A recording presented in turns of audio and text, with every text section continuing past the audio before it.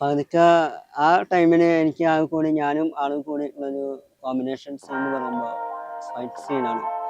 അപ്പോൾ എല്ലാവർക്കും അറിയാമല്ലോ എന്നെ പിടിച്ച് പിടിച്ച് കൊണ്ടുപോകുന്നതും എൻ്റെ ലൈഫിലുണ്ടായിട്ടുള്ള പ്ലാനിങ്ങിലൂടെയുള്ള പരിപാടികളല്ല, ഒക്കെ എനിക്ക് അണ്ടർസ്റ്റാൻഡായിട്ട് എൻ്റെ ലൈഫിലേക്ക് ഇങ്ങോട്ട് വന്നിട്ടുള്ള കാര്യങ്ങൾ.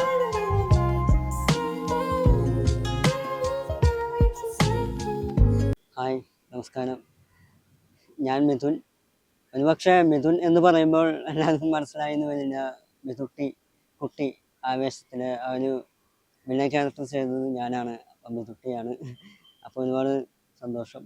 ഞാനിപ്പോൾ ആവേശത്തിന് ശേഷം ഇപ്പോൾ നെക്സ്റ്റ് മൂവി കമ്മിറ്റ് ആയിട്ടുള്ളത് മേനിപ്പേരിക്കയാണ്.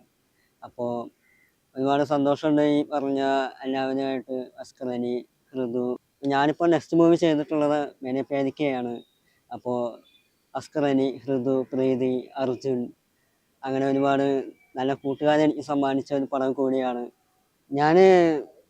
എനിക്ക് ഒരുപാട് റീൽസൊക്കെ ചെയ്തിട്ട് ഇന്ന സമയത്ത് ഈ ഫാഫയായിട്ടുള്ള പടം കാര്യങ്ങളൊക്കെ കാണുമ്പോൾ എനിക്കത് നേരിട്ട് കാണണം എന്ന് ആഗ്രഹിച്ച ഒരാൾ കൂടിയാണ് ഫാഫ.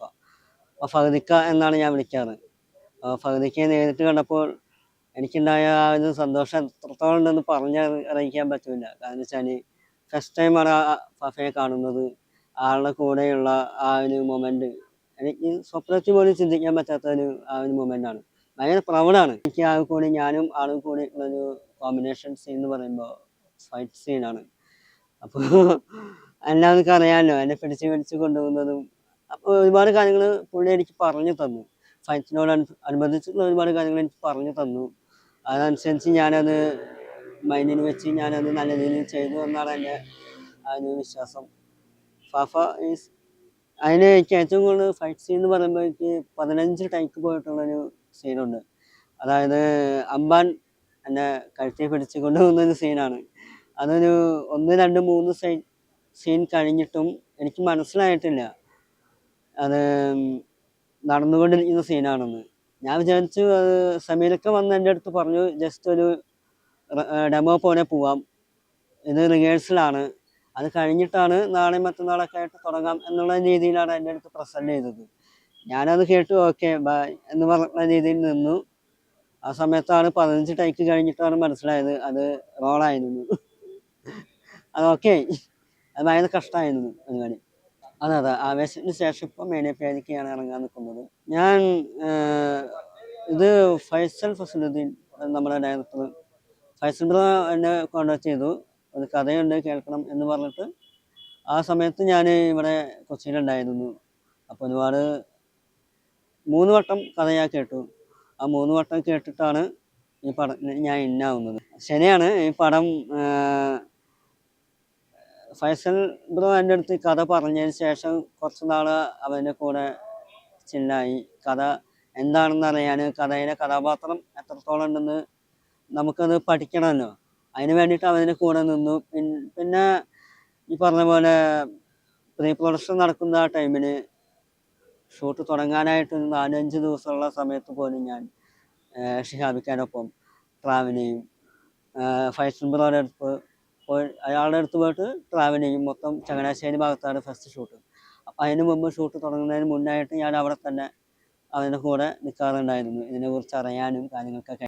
ഫസ്റ്റ് ഞാൻ പടത്തിന് മുന്നായിട്ട് ഒരു പോസ്റ്ററിലൂടെയാണ് മേനിപ്പേരിക്ക അതെന്താണെന്ന് കഥ കേൾക്കുന്നതും. അപ്പോൾ പ്രീതിയെ കാണണം ഭയങ്കര ആഗ്രഹമുണ്ട്. പ്രീതിയോടൊപ്പം അഭിനയിക്കാൻ പറ്റി കഴിഞ്ഞാൽ അത്രയും സന്തോഷം. അത് നമ്മൾ ഫസ്റ്റ് ടൈം കാണുമ്പോൾ ചങ്ങനാശ്ശേരി വെച്ചിട്ടാണ്. ഫസ്റ്റ് ടൈം തന്നെ ഞങ്ങൾ അത്രയും ക്ലോസായി. ഫസ്റ്റ് ടൈം എൻ്റെ അടുത്ത് വന്ന് പറഞ്ഞത് നമുക്ക് മുറ പടം കാണാൻ പോയാനോ എന്നൊക്കെ എൻ്റെ അടുത്ത് വന്ന് സംസാരിച്ചു. എൻ്റെ പടം ആവേശം എന്നുള്ള മൂവി കണ്ടിട്ടുണ്ട് എന്ന് പറഞ്ഞു. അപ്പം ഞാനും പറഞ്ഞു തിരിച്ച് ഭയങ്കര ഫാനാണ് ആശായിക്കോട് പാട്ട്. ആ പാട്ട് ഞാൻ തന്നെ റീൽസായി എടുത്ത് ചെയ്തിട്ടുണ്ടായിരുന്നു ഒരു വട്ടം കോഴിക്കോട് ബേസിൽ ഞാൻ റീൽസൊക്കെ ആയിട്ട് ആ പാട്ട് ട്രെൻഡിങ് ആണ് ആ സമയത്ത്. അപ്പോൾ ഞാനെടുത്ത് ചെയ്യാറുണ്ട്. അത്രയും മനസ്സിനൊരു ഇഷ്ടമുള്ളൊരു പാട്ടും കൂടിയാണ് ആശായിക്കോട്. അപ്പോൾ പുള്ളിയുടെ അടുത്ത് ഇത്രയും ഇത്രയും ക്ലോസ് ആയിട്ട് നിൽക്കാൻ കഴിഞ്ഞതിൽ അത് പ്രൗഡായിട്ട് തോന്നുന്നു.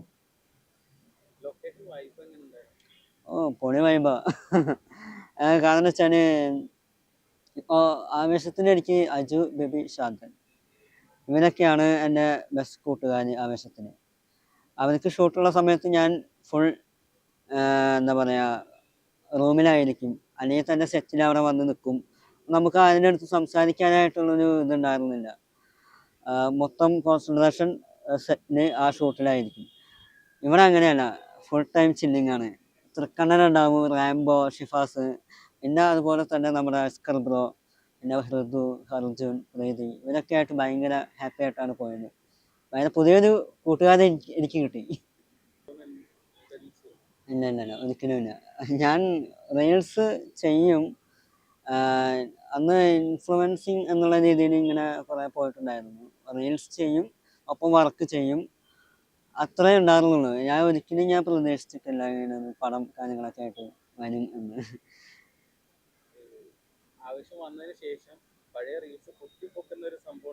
അതുണ്ടായിട്ടുണ്ട്. അത് പടം ആവേശം അറിഞ്ഞപ്പോൾ തന്നെ മൊത്തം ആരൊക്കെയോ എവിടെ നിന്നൊക്കെയോ എടുത്ത് കുത്തിപ്പൊക്കുന്നുണ്ടായിരുന്നു.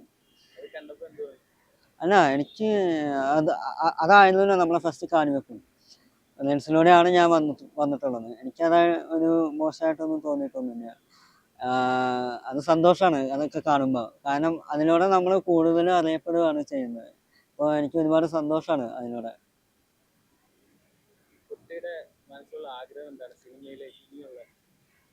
ഇനിയുള്ള ആഗ്രഹം ഇപ്പോൾ ആവേശം പടം കഴിഞ്ഞു, ഇനി മേനിപ്പയായിരിക്കുക.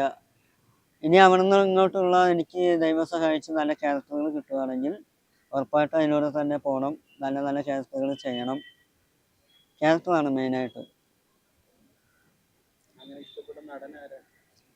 ഇഷ്ടപ്പെട്ട നടൻ അങ്ങനെ എല്ലാവരും, സിനിമ ഇൻഡസ്ട്രിയിലുള്ള എല്ലാവരും, നടന്മാർ എല്ലാവരും എനിക്കിഷ്ടമാണ്. ക്ലോസ് ആയിട്ടുള്ള അസ്കർ ബ്രോ. അസ്കർ ബ്രോ എനിക്ക് ഭയങ്കര ഇഷ്ടമാണ്. അസ്കർ എന്താണെന്ന് അറിഞ്ഞൂടാ, ഭയങ്കര. പിന്നെ ഹൃദു ഇവിടെ വന്നിട്ട് അങ്ങനെ. കുട്ടി ടൈഗർ. അതെ, കുട്ടി ടൈഗർ, യെസ്. നമ്മുടെ ഞാൻ പറയട്ടെ, ശരിക്കും പറഞ്ഞാൽ ഇഷ്ടമുള്ള നടൻ എന്നല്ല, ഇഷ്ടമുള്ള ഹീറോ എന്നല്ല, ഒരു പടം ചെയ്യുമ്പോൾ ആ പടത്തിലെ ഉപ്പ് തൊട്ട് എന്താ പറയുക, ഉപ്പ് തൊട്ട് കർപ്പൂരം എന്ന് പറയുന്ന പോലെ തന്നെയാണ് ഡയറക്ടർ തൊട്ട് നമുക്ക് ചായ കൊണ്ടുവരുന്ന ആ ഒരു ചേട്ടൻ വരെ ഈ പടത്തിൻ്റെ സക്സസിൻ്റെ ഒരു ഭാഗമാണ്. ഞാനങ്ങനെയാണ് ഞാൻ കണ്ടിട്ടുള്ളത്. കാരണം ഒരുപാട് ആൾക്കാർ പടത്തിന് ഒരുപാട് ബാക്കിൽ നിൽക്കുന്ന ആൾക്കാർ, ഒരുപാട് കഷ്ടപ്പാട്, അതൊക്കെ കാണുമ്പോൾ നമുക്ക് ശരിക്കും വിഷമം തോന്നും. ഞാൻ അവരെയാണ് കൂടുതൽ ഞാൻ ഹീറോ ആയിട്ട് കാണാറുള്ളത്. ലൈഫ് ട്രാവലിംഗ് ഉദ്ദേശിച്ച് അങ്ങനെ വ്യക്തമായിട്ടുള്ള പ്ലാനിങ് എന്നുള്ള ഒരു പരിപാടി എൻ്റെ ലൈഫിൽ ഉണ്ടായിട്ടില്ല. കാരണം വെച്ചാൽ ഇന്ന രീതിയിൽ പ്ലാൻ ചെയ്യണം, അവിടെ ചെല്ലണം, ആ ഒരു കാര്യം നടക്കണം.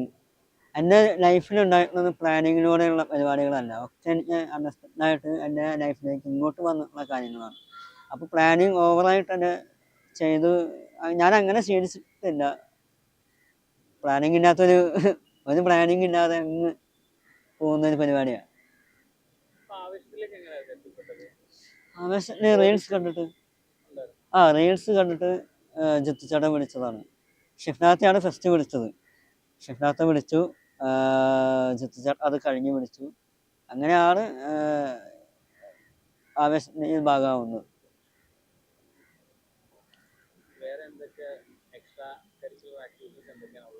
ഇല്ല, മുന്നേ ഞാൻ ഫുട്ബോൾ കളിക്കായിരുന്നു. ഫുട്ബോൾ എനിക്ക് ഭയങ്കര ഇഷ്ടമാണ്.